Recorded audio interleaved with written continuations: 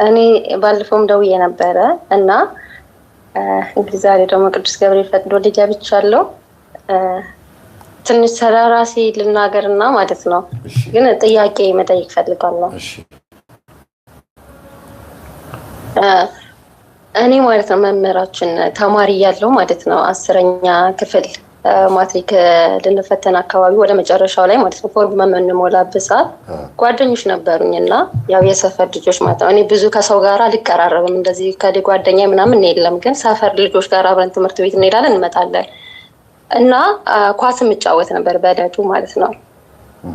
እና ምን አሉ መሰለ መምህራችን ጸጉራችንን እንቆረጥ እንስተካከል፣ ለምን እንደ ወንዶቹ አንቆረጥም ምናምን ሲሉኝ እሺ ብዬ ጸጉር ቤት ገባንና ሙሉ በሙሉ ጸጉሬን ተቆረጥኩት ማለት ነው።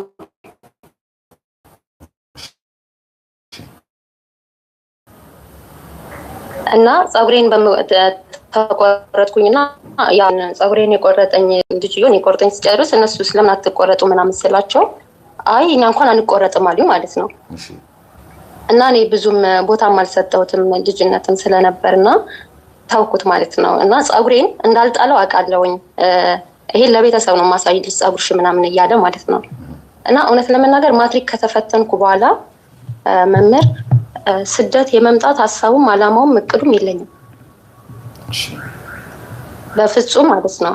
እንዴት እንደመጣሁኝ አላቅም። ብቻ ማትሪክ ተፈተንኩኝ። ውጤት መጥቶልኝ ነበረ። ያው ሰነፍ ተማሪ ነኝ፣ ግን ያው ውጤት መጥቶልኝ ነበር። ግን አልተማርኩም። የተለያዩ ትምህርት ቤቶችን በግልም ገብቼ ነበረ። ግን ወደ ስደት መጣሁ ማለት ነው። እና አያቴን ደውዬ አረብ ሀገር ሂጂ ብላችሁኛል እንዴ ብዬ ጥያቄ ጠየኳት ማለት ነው። ታውቃለህ መምህራችን አይ ከትምህርት ቤት መጣሽ እኔ በቃ መሄድ ፈልጋለሁ ብለሽ እንዴት ፕሮሰሱ ለራሱ እንደተሳካ እውነት ለመናገር መምህር አሁን በጣም ጥያቄ ነው የሚፈጥርብኝ። እና በዙሪያ እግዚአብሔር ይመስገን በጣም መወዳቸው እንደዚህ መንፈሳዊ እህቶች አሉኝ፣ እንደዚሁም ደግሞ ወንድሞች አሉኝ ማለት ነው። እና ብዙ ጊዜ ይመክሩኛል። ወደ ሀገር የመግባት ፍላጎት አለኝ፣ ግን መምህር መግባት አልችልም ማለት አልችልም ስለ በቃ የሆነ ወደ ኢትዮጵያ መግባት ሳስብ የሆነ እንዴት ነው ተወልጄ ያደኩባት ሀገር አይደለችም የምትሰማኝ የሆነ ባዕድ ነገር በቃ አይደለ የእንግዳነት ስሜት ነው ውስጤን የሚሰማኝና በጣም በቃ የብቸኝነት የባዶነት ስሜት ነው የሚሰማኝ። ምክንያቱ ምንድነው እንደዚህ የሆነበት ምክንያቱ? አላውቅም። እሱን ስትወጪ አማረሽ ነው በቃ ወደ ኢትዮጵያ ገባለሁ መምህር። ኧረ እኔ ምንም ጭራሽ አላማረርኩም። እንዴት እንደወጣሁም አላውቅም። በቃ እንዴት አረብ ሀገር እንደመጣሁ ምንም የማውቀው ነገር የለም። እዚህ ከመጣሁ በኋላ ነው ደውዬ አረብ ሀገር ሂጂ ብላችሁኛል እንዴ ብዬ ጠየቁት። ለምን እኔን ጭራሽ አይደለም አረብ ሀገርና የሆነ ሰፈር ላይ እኔ እንደዚህ ትሄዳለች ምናምን መባል ልጅ አይደለሁም። እቤት የምወጣነት ልጅ አይደለሁም። እንኳን አረብ ሀገር መጥቼ መኖር ምናምን እቅዱ ግን አሁን ላይ በጣም ነው ጭንቅላቴ ላይ ጥያቄ የሚፈጥርብ የሆነ ለመግባት በማስብበት ሰዓት ደግሞ እጅግ በጣም ይሆናል አይደል የባዶነት በቃ የእንግዳ አይነት ስሜት ነው የሚሰማኝ። እና ምን እጠብቃለሁ መምህር አንዳንድ ጊዜ በቃ የሆነ ሰው አለ አይደል የሆነ ሰው በቃ መጥቶ እጄን ጎትቶ ከሆነ ነገር አውጥቶ ይዞኝ የሚሄድ አይነት ስሜት ነው የሚሰማኝ። ልክ የሆነ በቃ መጥቶ እዚህ ቤት በቃ ነይ ቶሎ ብሎ እጄን ጎትቶ ትኬት ቆርጦ ምናምን ወደ ሀገር ይዞኝ የሚሄድ ሰው እንዳለ በቃ ልክ የዛ አይነት ስሜት ነው የምጠብቀው። ከማን ነው የምጠብቂው አላውቅም። እና በጣም ይሄ ነገር ጥያቄ እየሆነብኝ ያለው አንደኛ እዚህ በመምጣትሽ ማለትም ኢትዮጵያ በመምጣትሽ የማይፈልግ ይኖራል እንግዲህ ከመተትና ከዛር እንዲሁም ደግሞ ከአንዳንድ ነገሮች አንፃር ነው የምነግርሽ። እሺ ይሄንን ከዛ ከመንፈስ ውጪ ደግሞ ከስነ ልቦና አንፃር ደግሞ እነግርሻለሁ። ግን መጀመሪያ ነው የምጠራጠረው ባካ ከነበርሽ የእናትሽ ቤተሰቦች። ቆይ እስኪ ኔትወርክ እየተቆራረጠ ነው። ኔትወርክ ምንድን ነው? ሰላም በጣም ችግር አይ ይሰራል መምህር አንተ ጋር እኔ ጋር ነው እንጂ ጋር አይደለም። በጣም እየረበሸኝ ነው። ልክ ስገባ ማለት ነው። ያው ለኔትወርኩ በጣም ቅርብ ነው ያለሁት እና ከቤተሰብ ጋር ከነበርሽ ወደ ሀገሯ አይመልሳት፣ አይኗን አንያት፣ በዛው ብንብላት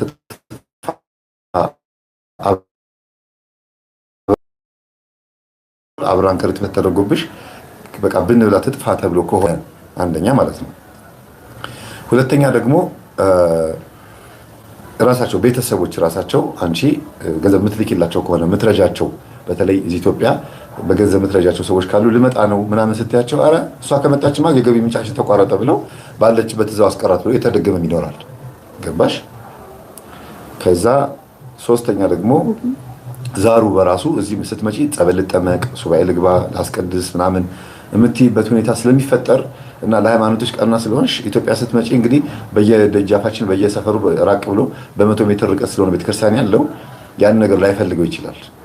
እና ይሄ ከመንፈሶቹ አንፃር ነው የምነግርሽ፣ መምጣትሽን የማይወደው እንዳይያዝ ማለት ነው። ሌላው ደግሞ ከስነ ልቦና አንፃር ግን ስትሄጂ ከኢትዮጵያ ተጣልተሽ ከፍቅረኛሽ ጋር ሊሆን ይችላል፣ ከእናት ከአባት ጋር ወይም ደግሞ በገንዘብ ምክንያት አማረሽ ጥሩ ባልሆነ መንገድ ወጥተሽ ከሆነ መምጣት ሊያስጠላሽ ይችላል። እና ከየትኛው እንደሆነ እስቲ ገምቺ። አሁን ከነገርኩሽ ውስጥ ሊሆን ይችላል። መምህር ፍቅረኛ ምናምን የሚባለውን ነገር እንኳን አላውቅም። እንደዛ አይነት ውስጥ የነበርኩ ልጅ አይደለሁም። እሺ ለመማረርም ደግሞ ማለት ቤተሰብ ፋሚሊ በህይወት ባይኖሩም ግን ያደኩት ከአያቴ ጋርና ሁለተኛ ነገር ደግሞ እንደዚህ በሆነ ድርጅት ውስጥ ነበር ያደኩት ማለት ነው። እሺ በወላጅ አልባ ማለት ነው። እና እንደዚህ የሚያማርር ነገር ምናምን ምንም አይነት ነገር እውነት ለመናገር አላጋጠመኝም። ያኔ ቤተሰብ ጋር መጋጨት ምናምን ሊኖር ይችላል፣ ግን እንደዚህ ስደት የሚያስኬድ ነገር በፍጹም አላውቅም፣ የለም። ኦኬ እንግዲህ ይሄንን ሐሳብ ያቀረብኩት እንድትገምቺ ነው። አሁን ከመተት ሊሆን ይችላል ያልኩሽም ለዛ ነው። ከጎረቤትም ከሆነ እንድትቀሪ የሚፈልጉ መትረጃቸው ሰዎችም ካሉ ከዛ አንፃር እንድትመልሽልኝ ነው። 4 አማራጭ ነው የሰጠሁሽ እኮ እና ከየትኛው ገምቺ፣ ከየትኛው ነው የሚሆነው? ከመተት ብዬ አስባለሁ። ለምን መምህር እኔ አንዳንድ ጊዜ ማለት ነው ማለት የሆነ ችግር አለብኝ። እኔ ችግሬ ምን እንደሆነ መምህር ሰውን ካመንኩኝ ሰው ይጎዳኛል ብዬ አላስብም። በቃ የእምነት ጥግ የሚባለው አለ አይደለ? ሰው በቃ በአይኔ ካላየው ያንን ሰው የሚጎዳኝን ሰው ልክ እንዴት ነው በቃ እንደሚጎዳኝ በአይኔ ካላየው በስተቀር አላምንም። ሰው እንደዚህ በእኔ ላይ ክፋት ያደርጋል ምናምን ብዬ አላስብም። ግን ብዙ ጊዜ አሁን እንደዚህ ብዙም ጸላይ አይደለሁም፣ ግን እንደዚህ በጸሎት በምናምን በማይበት በህልሞቼ እያንዳንዷ በማይበት ሰዓት እውነት ለመናገር ብዙ ጊዜ ከቤተሰቦች ጋር ነው የማየውና ውስጤ እግዚአብሔርንም በድየዋለሁ ብዬ አስባለሁ። ማለት እግዚአብሔር በአንድም በሌላም ይናገራል። ግን እኔ ምንድነው እንዴት ቤተሰቦች ማለት ብዙ ጊዜ ምንማት ጠበል ያቃቴ ትምህርት እየሰማው ገጠመኛውን እየሰማው መምህር ያቃቴ ነገር ምንድነው በቃ ቤተሰቦች እንዴ እነሱ አይደሉ እንዴ እንደዚህ ያሳደጉኝ የሚለው ነገር አለብኝ። ይሄ ነገር ይመስለኛል ይጎዳኝ።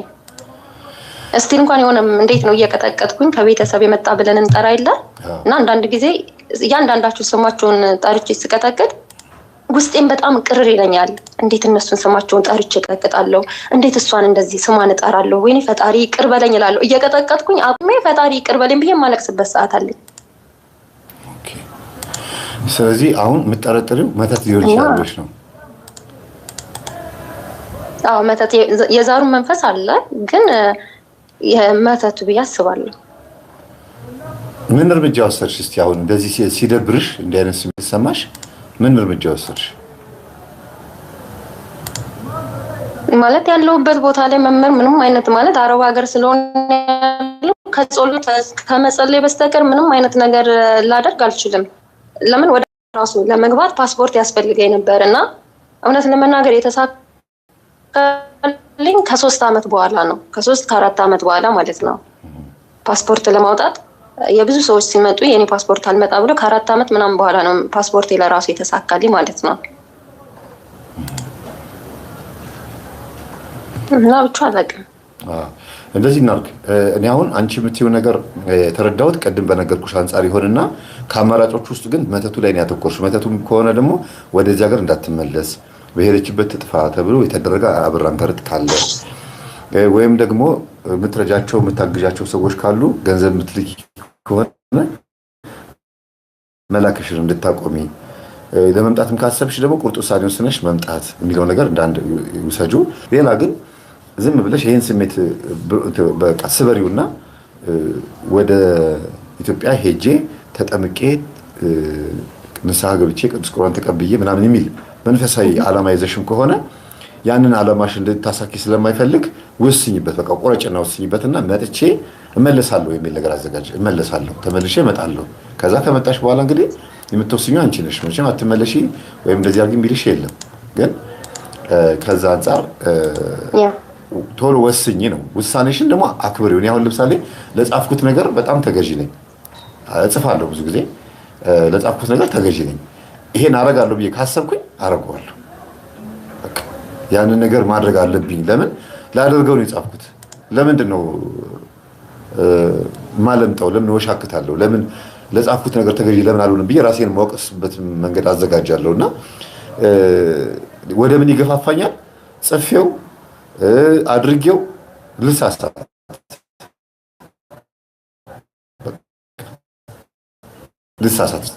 አሁን ለምሳሌ እናትሽ አሉ በህይወት አብሮሽ ናቸው ወይስ የት ናቸው ያሉት? ነው በህይወት የለችም። በህይወት የሉ። ማን ነው በአንቺ የሚተዳደር ሰው ማን ነው? ግልጽ እናውራ። ወይ ሁሉ በአንቺ ይተዳደራሉ። ሁሉ ቤተሰቦቼ ጥሩ ሰዎች ናቸው ወይስ ታስቢያለሽ? ማለት አይ እሺ፣ አዳምጡ የምትያቸውን ትምህርት ያዳምጣሉ? ጥሩነታቸው ምኑ ላይ እንደሆነ አላውቅም። ኖ አዳምጡ የምትያቸውን ገጠመኝ አይሰሙም። እሺ፣ ሲስተር አሁን ታላቅ እህት ያለችኝ አንድ ብቻ ናት። ሲጀመር እህቴ አንዲት ናት። እሱ አሁን እግዚአብሔር ይመስገን ትምህርት እየሰማች ነው። ከዛ በተረፈ ግን ትምህርትም አይሰሙም እስቲል ማለት ነው። እኔ አክስቴ ለራሱ ቤተክርስቲያን አትሄድም መምህር። በጣም የሚገርመው ነገር እኔ የማስታውሰው አያቴ ትንሽ አይኗን አሟት እንደዚህ ኦፕሬሽን ልትሆን አይኗን እንትን ብላ ለሕክምና ሰፈራችሁ መድኃኒዓለም ቤተክርስቲያን አለና ተሳለች። አያቴ አይኗ ካየ ለ7 ቀን መድኃኒዓለም መጥቼ እሳለማለሁ ብላ ማለት ነው። የ5 ደቂቃ መንገድ ነው ቤታችንና ቤተክርስቲያኑ ማለት ነው። እና 3 ቀን ቤተክርስቲያን መድኃኒዓለም ሄዳ በ4ኛው ቀን አያቴ አይኗ ሲድን አይ በቃ ከዚህ በኋላ እንኳን ቤተክርስቲያን አልመጣም ማለች። እስቲል እንኳን ታማ እንኳን ጸበል መጸበል አትወድም። ጸበል ቤተክርስቲያን እንደዚህ ጸበል መሄድ ቤተክርስቲያን መሄድ በፍጹም እሱ አይታሰብም በፍጹም። እንደውም የሆነ አሁን ያባን ትምህርት ሲስተር የመምህር ግርማን ቪዲዮዎች ምናምን ፈውሶችን ቤት ውስጥ ከፍታ ስታይ አንዳንድ ጊዜ ሰፈራቸው ሌላ ነው። አክስቲን እሷ ጋር መጣ ምናምን ስታይ የሆነ ሰዓት ላይ አዩና ለምን ቡና ትጠጫለሽ? መምህር ደግሞ ያልከው ነገር አለ አዳልሞቴ ያለበት ቤት ቡና ባይጠጣ ጥሩ ነው እና ለምን ቡና ትጠጫለሽ? ይሄ እኮ መንፈሱ ነው፣ የአዳልሞቴ መንፈስ ቡና ያስጠጣል ምናምን ብዬሽ ነው። አይ እሱ እኮ እኔ ጋር የለም ነው ያለችኝ። እሱ እኔ ጋር የለም ነው ያለችኝ። እና አንቺ ጋር እኔም እንደዛ ነው ያልኩት። ማን ነው ያለው ታዲያ ለምን ትጠጫለሽ ስላት አይ እኔ ጋር እንዴት ይመጣል ነው ያለችኝ። ማለት ይሄ እንዴት ነው በየዋህነት በቃ እኔን አይነካኝም የሚባለው ነገር አለ። የዋህነት ነው ግን በእርግጥ የዋህነት ነው። ግን እኔ አንድ ሌላ ደግሞ ብነግርሽ ከመንፈስ ውጪ ከስነ ልቦና አንፃር እየነገርኩሽ ምንድን ነው ድንገት ትምህርቱን ያልጨረሰ ልጅ ካለ የምታስተዳድሩ ለምሳሌ እንዲማር ገንዘብ በየጊዜው የምትልኪለት ሰው ካለ ያ ገንዘብ የምትልኪለት ልጅ እንትን ሊል ይችላል፣ ትምህርቱ ሊቋረጥበት ይችላል የሚለው ሀሳብ በውስጥሽ ካለ እውነት ነው፣ ትክክል ነው። እንትን ሊል ይችላል፣ ሊከብድሽ ይችላል። ትምህርቱን እንደዚህ የሚጨርስ ምናምን ሳይሆን የምረዳው ሰው አለኝ ማለት አሁን ለምሳሌ ሲስተሬ ምናምን ልረዳ እችላለሁ ካለው አንፃር ማለት ነው። ግን የሚገርመው ነገር መምህር በጣም ከገረመኝ ራሴን ከታዘብኩት እግዚአብሔር ይስጠውና አንድ ወንድማችን በጣም የሚመክረኝ ወንድማችን ማለት ነው። ልክ በቃ ካንተ ቀጥሎ እሱ እጅግ በጣም ልክ እንዴት ነው መምህር መሰረት የሚያስይዝ ወንድም አለ አይደል? አንድ ማህበራችን ላይ መሰረት የሚያስይዘን ወንድማችን ነውና እግዚአብሔር ይስጠውና እሱ ልክ በቃ ገንዘብም እንዴት ማስቀመጥ እንዳለብኝ በጣም ይመክረን ነበር። እኔንም ሳይሆን ሌሎቹንም እህቶቻችንና አጠራቅሜ ገና ብሩን አላኩትም ነበርና ከኔ የማይጠብቁ ሰዎች ማለት ነው መምህር ከኔ በፍጹም እኔ ከነሱ የምጠብቅ ነኝ። አረብ ሀገር እየሰራው እኔ ከነሱ ጠብቃለሁ፣ እነሱ በፍጹም ከኔ አይጠብቁም ማለት ያላቸው የህይወት ደረጃ ማለት ነው። እንደዚህ ነው መናገር አልችልም እዚህ ጋር እና ደውለው የጠየቁኝ ብር ግን በጣም ማለት መንፈሱ ምን ያክል እንደሚያሽኮሽክም በጣም ነው የገረመኝ። ልክ ደግሞ አስበው ነው በቃ ያንን ብር በኢትዮጵያ ምን ያክል እንደሆነ አስበው ነው የጠየቁኝ እኮ። ስታገኚ ገንዘብ እጅሽ ላይ ሲገባ ሁለት አይነት አጠያይቃል። አንዳንዶቹ በጣም በሚያሳዝን መልኩ ታሟል፣ ተጎድቷል ተብሎ ይነገርሻል። ይሄንን ብር ግን ለዚህ አድርገዋለሁ ብለሽ በራስሽ ልክ ማሰብ ስትጀምሪ ገንዘቡ የሚወጣበትን መንገድ ያመቻቻል። አንዳንድ ደግሞ በጣም ይገርምሽ ልክ ገንዘብ የምታገኝበትን ቀን ጠብቆ በዛው ቀን ወይ በዛው ሳምንት ወይ በዛው 2-3 ቀናት ውስጥ ብሩን የሚጠይቅሽ መንፈስ ሰዎች በእነሱ ላይ አድሮ ይመጣል። ካንቺው ነው ግን የሚነሳው። ካንቺው ተነስቶ እነዛ ሰዎች ላይ አድሮ ብርሽን ይቀማሻል። በፍጹም ገንዘብ እናገኘሽ የማያውቁ ሰዎች በቃ ለራሴ የሚባል ነገር የለም መምህር፣ እውነት ለመናገር ማለት ነው። እኔ አረብ ሀገር ስመጣ እግዚአብሔር በሚያውቀው 18 ዓመት አይሞላኝም። 18 ዓመት አይሞላኝም። በጣም ህፃኑኛ ነው የመጣሁት። ግን እዚህ ሀገር አሁን ከመጣሁኝ ስንት ዓመት ሊሆነኝ ነው? 2006 አካባቢ ያልቅ ሲል ነው የመጣሁት በኢትዮጵያ ማለት ነው። 2006 ግን ያ በኢትዮጵያ 2006 12 ዓመትሽ እኮ ማለት ነው አይደል? 12 ያው ግን የሚገርመው ነገር መምህር የሆነ ነገር እገዛለሁ ብዬ በቃ የሆነ ነገር አደርጋለሁ ለኔ በፍጹም አይታሰብም። ማለት እዚህ ብዙ አረብ ሀገራቶች ሊኖሩ ይችላሉ፣ እንደኔም አይነት ህይወት የሚያሳልፉ ሊኖሩ ይችላሉ፣ አላውቅም። ግን በቃ አይደል እንዴት ነው መምህር ሰርቼ የሆነ ነገር እገዛለሁ ልክ እንደ ሰው ጭራሽ እንደዚህ እንደ ሰው ቦታ መግዛት እንደ ሰው እንደዚህ አይነት እሱን ነገር በፍጹም አይታሰብም። ለምን እሱ አይታሰብም? በቃ የሆነ ነገር ካሰብኩኝ አይሳካም። ገንዘብ እስቲል እንኳን ብሩን ይዞ መምህር ለማድረግ በፍጹም በቃ የለም፣ አይታሰብም። ገንዘብ ይዤ በቃ የሆነ ማለት አላውቅም እጅግ በጣም ትልቅ መከራ ነው የሚመጣው። በቃ የሆነ እንዴት ነው በጣም ትልቅ ነገር ችግር ውስጥ ነው የሚያስገባኝ። እንደውም ሲይዝ ሁሉ በቃ ይጨንቀኛል። አሁን ላይ ብር ሲይዝ እጄ ላይ በቃ እጄ ላይ እንዲቀመጥ ገንዘብ መያዝ አልፈልግም። ለምን ከያዝኩት እኔ ጋር አይኖርም። በቃ ለምንም ነገር አልጠቀምበት። እሺ፣ ስለዚህ ምንድነው አሁን ጠቅለል ሳረግልሽ እስካሁን ድረስ 16 ደቂቃ አውርተናል እኔና አንቺ። ምንድነው ትልቁ ጉዳይ ማለት ነው?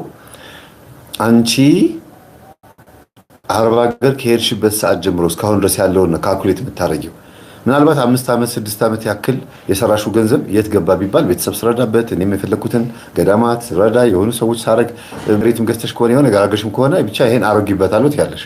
ቀሪውን ግን 6 ዓመትና 7 ዓመት ግን ገንዘብ የት እንደገባ ማወቅ ትችያለሽ። ለምን እድሜሽም ከፍ ስላለ 18 ዓመት ሳይሞላሽ ከሆነ የሄድሽው ትንሽ እድሜሽ ከፍ ሲል ታስተውያለሽ እኮ ለማየ ለአባዬ ለወንድሜ ምናምን ብለሽ ትይው የነበረው ነገር ያዝ ማድረግ የምትችይበት ጊዜ ላይ የምትሆኝበት ጊዜ ላይ እና አሁን በብዛት ጨረሰብኝ ብለሽ የምታስቢው የትኛው ነው? እርዳታ ነው? ለቤተሰብ የምትልኪው ነው? ወይስ ገንዘቡን ምንድን ነው የምታረጊው? እስቲ ለቤተሰብ ማለት እርዳታ በጣም ነው በቃ ማለት ለቤተሰብ ነው በቃ የምረዳው። እሺ በቃ ችግራቸው አያልቅም መምህር፣ እውነቱን ለመናገር ማለት አያልቅም። አንቺ ባትልኪላቸው እኮ ይሞታሉ ማለት አለ። አሁን አንድ አረብ ሀገር ያላችሁት እህቶቻችን አንድ ያላስተዋላችሁት ነገር አለ። አዲስ አበባና ኢትዮጵያ ያሉት ሰዎች እንዳትጣሉኝ፣ እንዳትቀየሙኝ፣ ለምን መምህር እንደዚህ ትላለህ እንዳትሉኝ። እኔ እናንተን እያልኩ ሳይሆን ወይም ደግሞ ችግር እየፈጠርኩ ሳይሆን ከአረብ ሀገር ቤተሰቦቻችሁ ወይም ልጃችሁ ወይም ደግሞ እህታችሁ ስትመጣ አንድና አንድ መጀመሪያ ጸበል እንድትሄድ አትፈቅዱላትም፣ እንድትረጋጋ አትፈቅዱላትም። እጇ ላይ ያለውን ገንዘብ ለምታዩት ይሄ የታወቀ ነገር ነው እና እሷ ገንዘብ ባትልክና አረብ ሀገር ባትሄድ እንዴት ነበር የምትኖሩት? ያንን ማሰብ አለባችሁ። ተፍጨርጭራችሁ እንደምንም ብላችሁ ዛም እያላችሁ ትኖሩ ነበረ። እሷ ግን የራሷን ህይወት ሳትኖር እናንተን ስታግዝ ቆየች እና መቼ ነው ታዲያ ለእሷ የምትኖሩላት ሲባል እናንተም የላችሁም። በየጊዜው ለምሳሌ 10 ሺህ ብር ብትልክ 10 ሺህ ብር ቤት ውስጥ ብትንትን ትላለች።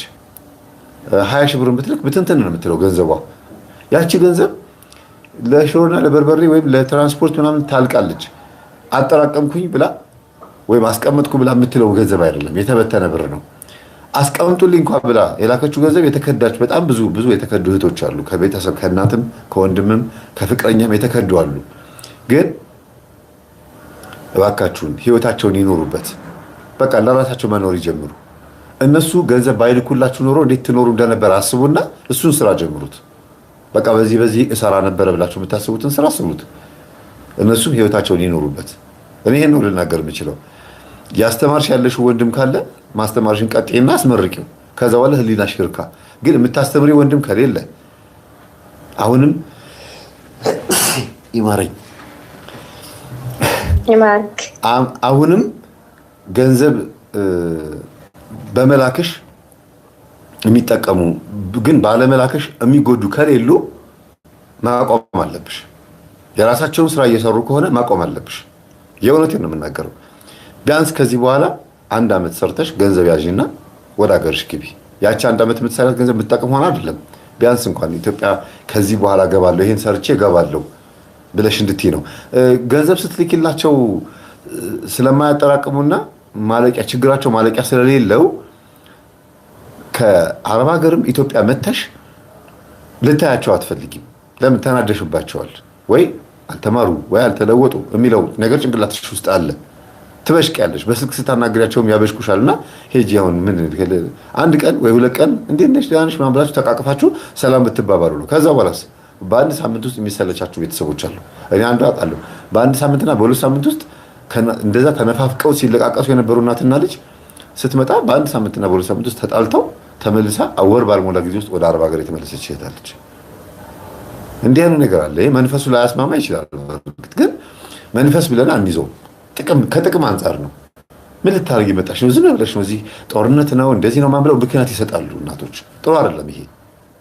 በጣም ነው የሚያሳፍረው እንደዚህ አይነት ነገር ውስጥ መግባት። ልጆቻቸው ወገባቸው እስኪቆረጥ ድረስ ሰርተው ገንዘብ እንዲልኩ በባርነት እንዲኖሩ እድሜያቸውን በዛ እንዲጨርሱ መፍረድ በጣም ከባድ ነው።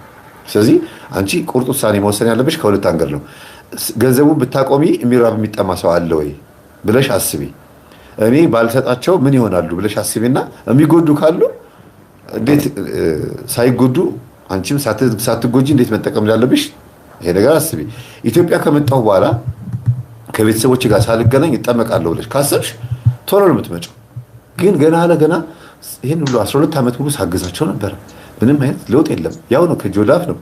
ለውጥ የላቸውም። አሁንም ብሄድ ከእጄ ነው ገንዘብ የሚጠብቁት ምናምን ብለሽ የምትጨናነቂ እኮ አትመጭም። ሀሳቡ ራሱ ይይዝሻል፣ መንፈሱም ያግዛል። አትምጪ ነው የሚልሽ እና ይሄንን ደግመሽ አዳምጪ። አሁን ያወራነው ነገር በተለይ መጀመሪያ የነገርኩሽ ነገር አዳምጪ።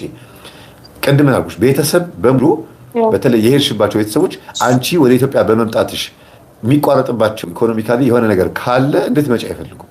ስለዚህ እዛው አስቀራት ብለው መተትም ባያረጉ ድግምትም ባያረጉ እንደው ሊያሟርቱ ወይም ሊራግሙ ወይም ደግሞ የሆነ ነገር ሊመኙ ይችላሉ። ያ ምኞትም ምናልባት መንፈሱ ሊያግዛቸው ይችላል። አረንድ ጉራን በሰብራት እንደው ባልመጣች እዛው አስቀራት ይላሉ እኮ ባያስደግሙም። ጥበብን ደግሞ ወይም ጥንቁልናን እንደ ጥበብ ደብተራ ጋር መሄድን እንደ ጥበብ ቆጥረውት ያን ነገር እንደውች ልጅ እንዳትመጣ አድርግልኝ፣ ስሟን ንገሪኝ፣ ችግር የለውም እገሊት፣ ከዛ በቃ ችግር የለውም አትመጣም ይባላል። ሁሌ አስበሽ የምትቀሪው ለዛ ሊሆን ይችላል። ቤተሰብሽ ጋር ግን እያጣላውሽ እንዳይሆን እፈራለሁ። ቀጥሎ ደግሞ ጎረቤት ደግሞ ሊሆን ይችላል። ኖ መምህር፣ አይ ኖ እንደዛ አይደለም። አይ ልክ ነህ ማለት እኔ ማለት ነው። በጣም ከሚገርመው ነገር እንደውም አሁን ላይ በጣም ከሚሰለቸው ነገር ማለት ነው ያው ብዙ ጊዜ የአረብ ሀገር እህቶቼ መቼ ነው ወደ ሀገር የምትገቡት ስንባል በቃ አዲስ ዓመት መስከረም ሀገር እገባለን እንላለን እና ራሴን በምንድን ነው ያዝኩት? የኛ መስከረም መቼ ነው የሚያልቀው ብሎ ብዬ ራሴን አስቤያለሁ። ማለት የኛ መስከረም መቼ ነው የሚመጣው? ለምን ሁሌ መስከረም እንላለን አዲስ ዓመትን ወደ ሀገር ለመግባት ማለት ነው። አብዛኞቻችን ግን አንገባም። እኔም ከነሱ ውስጥ አንዷ ነኝ። በቃ ይሄ ምንድነው ሐሳብ ብቻ አይደለ?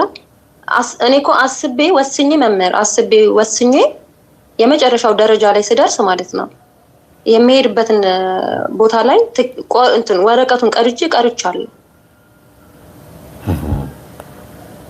ግን ቆርጬ በቃ ወስኜ ለመሄድ ወስኜ ጓደኞቼ ሲገቡ እኔ ቀርቻለሁ። እነሱ ስቲል አሁን እንግዲህ ከ4 ዓመት ከ5 ዓመት በፊት ሀገር የገቡ እህቶች አሉኝ። አሁን ላይ ሀገር ቤት የራሳቸውን ህይወት ምናምን የሚኖሩ እህቶቼ ማለት ነው። ስንት ዓመት? የሚገርመው ነገር እኔ ጋር ብቻ ሳይሆን እድሜሽን ንገረኝ እስቲ። ወደ 27 በሴት ልጅ እድሜ 27 ዓመት ከሞላት ቢያንስ 2 ልጅ ወይ 1 ልጅ ማድረስ አለባት፣ አግብታ ጨርሳ ማለት ነው። ተስፋ ልስጥሽ፣ ትመጫለሽ? እመጣለሁ። ነይና ላጋባሽ። እጃቸው ዘግተው የሚጠብቁሽ ባሎች አሉ። ይሄን ተስፋ አድርገሽ እስቲ ነይ በቃ ከዛ ለመጠመቅ ለምንም ያበቃሻል፣ ችግር የለውም።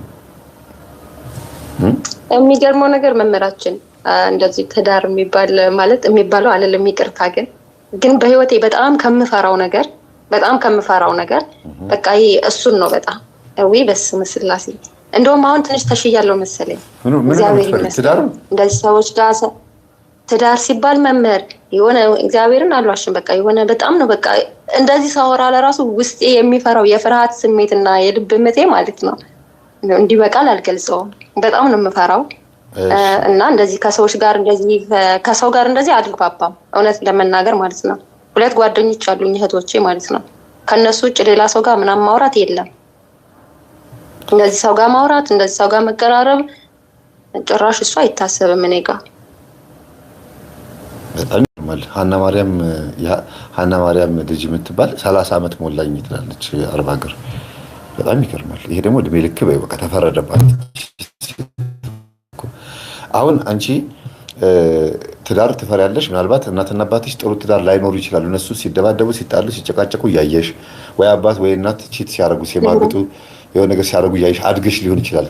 ወይም ደግሞ ሁልጊዜ የሚጣሉ ችግር ውስጥ የገቡ ትዳሮችን እየሰማሽ ድንግልም ከሆንሽ ይሄ ገና ለገና ወንድ የሚባለውን ስሜት ስታስቢው፣ ይሄ ገና አይተሹ ኖረሹ ማታቂው ላይፍ ስታስቢው ሊያስጠላሽ ይችላል። አይነ ጥላውም ካለ ደግሞ ስለ ትዳር እንድታስቢ ላይፈቅድልሽ ይችላል። መስተፋቅር ያደረገብሽም ሰው ካለ የማንም እንዳትሆኚ በእልህ የገባውም ወንድ ካለ ጠይቆሽ እምቢ ያልሽው፣ በእርግጥ 18 ዓመት ሳይሞላሽ ከሄድሽ ምንም አይነት ፍቅር ጊዜ ሊኖርሽ ይችላል ብዬ አላስብም። ግን ከብዙ ነገር አንጻር ትዳርን እንዳትመኝ ያደርጋል። ምናልባት የምጠራጠረው ግን ስታድጊ ጥሩ የትዳር ላይፍ አላየሽም መስባለሁ። ከቤተሰቦች የትኛው ነው? አንደኛ ቤተሰቦቼ እናትና አባቴ እኔ እንደተወለድኩ ነው የተለያዩት። ግን መምህር ካየሁት አይምሮዬን ከሚከብደኝ ነገር ማለት ነው እውነት ነገር አንድ ወንድ አንድን ሴት ልጅ ካፈቀራት በቤተሰብ እንኳን መጥቶ ማለት ነው ሴት ልጅ ከወደዳት ካከበራት ለጽፎ ነገር ያስቡ ማለት ነው። ተቋርጦ ግን ምን አለ መሰለ መምህራችን እጅግ በጣም ማለት ላይምሮም ለህሊና እንዴት ነው የፖሊስና ህብረተሰብ የሚቀርብ ነገር በአይኔ በብረት ይቻላል እውነት ለመናገር ማለት ነው። ትልቅ ወንጀል ኔትወርክ ለዛውም አይኔ እያየ ማለት ነው። ኔትወርክ የተቆራረጠብን እና እሱን ነገር ሳስበው ኔትወርክ ችግር ነው። ምንድን ነው? እሺ ተፈታተኝ እኮ ምንድን ነው? ቴሌዎች በስሜ ችግር እየፈጠሩ ነው እንዴ? እኔ እኮ ግራ ገብቶኝ ነው። ስሜን ቀይሬ ዋይፋይ ላስገባ እንዴ? በሌላ ሰው ስም ይሻላል። በማን እንደገባው ስለማያውቀው ምንም አያደርጉኝም። በቃ እንደዛ ነው የሚሻለኝ። በፍጹም ሳፋሪኮምማ እንዴ አሳልፌ መረጃዬን ለኬንያ አልሰጥም። ኢትዮጵያ እንደፈለገች ታርገኝ። ሳፋሪኮም የኬንያ ስለሆነ አስቡት፣ መረጃችንን በሙሉ ለኬንያ እየሰጠን ነው። ከባድ ነው። እሺ ቀጥዬ እኔት አሁን ሰርቷል መሰለኝ። እና ማለት ያየሁት ነገር አለ በልጅነት አይምሮም እና ደግሞ እስካሁን ድረስ ትንሽ አምኖ ለመቀበል የሚከብደኝ ማለት ነው። ማለት እንዴት ነው እነሱ ፍቅር ሲሆኑ ግን ተጽዕኖ እኔ ጋር ፈጥሮብኛል። ይሄ እንዴት ነው የስነ ልቦና እንትኑም በጣም ፈጥሮብኛል። እዚህ ጋር እንደዚህ ብዬ ባወራው እርግጠኛ ነኝ አንዳንድ የሚሰሙ ሰዎች አሉና ለዛ ትንሽ ይከብዳልና ያ ነገር አለ እጅግ በቃ እንዴት ነው እድሜ ልክ የሚያሳስር ስርዓት ሁሉ የሚፈጥር ወንጀል የተሰራበት ቦታ ላይ ነበርኩ። በጣም ከባድ ነው። ስለዚህ ያ ነገር ተጽዕኖ ፈጥሮብኛል ብለሽ ታስቢያለሽ? ወይ መምህር በጣም ማለት እንዴት ነው መምህር ለምሳሌ እንደው ነገሮችን እንትን ስል አሁን ለምሳሌ እናት ወይም ደግሞ አባት በልጁ ላይ ከባድ ወንጀል ቢፈጽም በሴት ልጁ ላይ ወይ ወንድ አባት ወንድ ልጁን አስገድዶ ቢያስደፍር ወይም እናት እንደዛ አይነት ነገር ብታስደረግ ምን አይነት ልጆች ምን አይነት ዲና እንደሚኖራቸው ይገባል ብዬ አስባለሁ። ያ ነገር ደግሞ ዝሮም ደግሞ በራሴም ላይ የተፈጠረም ነገር ነው። ሶስቱ ነገር ትንሽ አይዞሽ ነይና እናወራለን።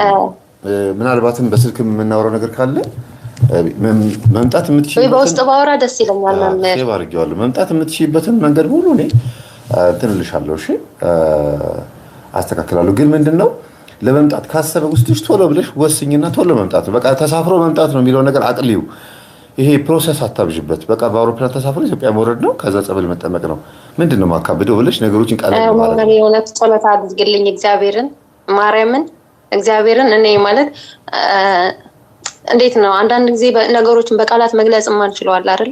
መብርሃን ምስክሬ ናት። ወደ ሀገሬ መግባት እፈልጋለሁ፣ ግን እግዚአብሔርን መምህር በጣም የያዘኝ ነገር አለ። በቃ የሆነ እንዴት ነው ትልቅ ሰንሰለት ታስሬ የሆነ አንዳንድ ጊዜ ጭልም ያለ በቃ እንዴት ነው የሆነ ገጠመኝ አቅርበ ነበር። የሆነች እህታችን ራሷን የማታውቅ ግን ድቅድቅ ባለ በቃ ሁሌ የሚታያት ጨለማ ውስጥ ናት።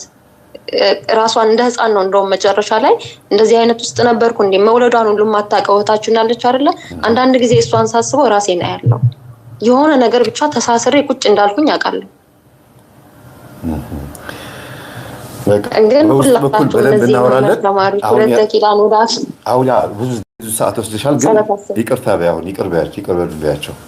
ይቅርታ ሁላችሁም 1200 ልጆች እህቶች ወንድሞች አላችሁ፣ ሁላችሁም በእግዚአብሔር ስም ይቅርታ። ችግር የለውም። የሚጠቅም ነገር ስለሆነ ነው ዝም ያልኩት፣ የሚጠቅም ስለሆነ ነው። ግን ምንድነው መሰለሽ አሁን ልጠቅልለውና ነይ እናወራለን። በስልክም አወራሻለሁ።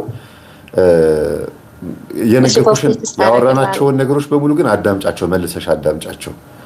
ትዳር በጣም ደስ የሚለው ነገር በሁለት መንገድ ነው። አንደኛ አስተዳደግ፣ በቃ ቤተሰብ እናትና አባት ልጆቻቸውን ጥሩ አድርገው ካሳደጉ ልጆችም ጥሩ ትዳር የመኖር የመጓጓት ነገር ያድርባቸዋል። ሁለተኛ ነገር ደግሞ አንድ የሆነች ልጅ አባቷ እያለቀሰ ይነግራት ነበር እና አብረው እየኖሩ ነይ ሻይ ጠጣ ብሎ ይዟት ወጥቶ እድሜዋ ሲደርስ 16 ዓመት 18 ዓመት ሲሞላት ይኸውልሽ እናትሽ እንደዚህ ታረግ ነበር፣ አንቺ እንደዚህ እንዳትሆኚ፣ እናትሽ እንደዚህ አይነት ችግር አለባት፣ እኔ እና እሷ የምንጣለው በዚህ ምክንያት ነው ምናምን ብሎ ሲነግራት ከዛን ቀን ጀምሮ አባቷን መጥላት አቆመች። ለምንድን ነው የምትመታት ማየን፣ ለምን እንደዚህ የምታረጋት ማን ብላ በጣም ትጠላው ነበር። እና ከጓደኞቿ ጋር ስታወራ ሰማት። እኔ ሳድግ አላገባም ስትል ሰማት። ለምን በቃ እንደ አባቴ አይነት ባል ስለሆነ የሚያጋጥመኝ አልፈልግም ምናምን። ከዛ ነገራት። እንዴ ለካ ሁሉ የዚህ ሁሉ ችግር እናቴ ነበረች እንዴ ብላ እናቷን ጠልታ ሳይሆን ለእናቷም አዝና ለአባቷም አዝና ጥሩ ሚስት ለመሆን ነው ስልጣን ያወሰደችው። በጣም በሚገርም መልኩ ራሷን አደራጅታ እንዴት ጥሩ እናት እንደሆነች ዛሬ ላይ ብታያት ይገርምሻል። ለልጆቿ የምትሰጠው ፍቅር፣ ለባሏ የምትሰጠው ፍቅር፣ ትዳሯን ቤቷን እንዴት እንደምትይዝ ብታያት ማለት ነው። በትክክል ከእናቷ ነው የተማረችው፣ ከአባቷ አይደለም ከእናቷ። አባቷ ጠዋት ወጥቶ ማታ የሚቀረው፣ እናቷ ግን ሙሉ ቀን ስለ ባላቸው ወይም ስለ አባቷ ሲጎነጉን የሚውሉትን ነገር ስለምትሰማ ተቃራኒው ነው እያደረገች የኖረችው። እና አንዳንዴ አስተዳደግ ብቻ ሳይሆን አመለካከትም ጭምር በራሱ ጥሩ ትዳር እንዲኖር ያደርጋል። እና አመለካከትሽን አስተካክይ። እሺ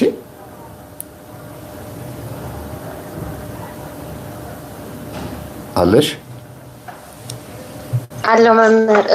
እሺ አመሰግናለሁ። ሰላም ሁኚ። እደውልልሻለሁ።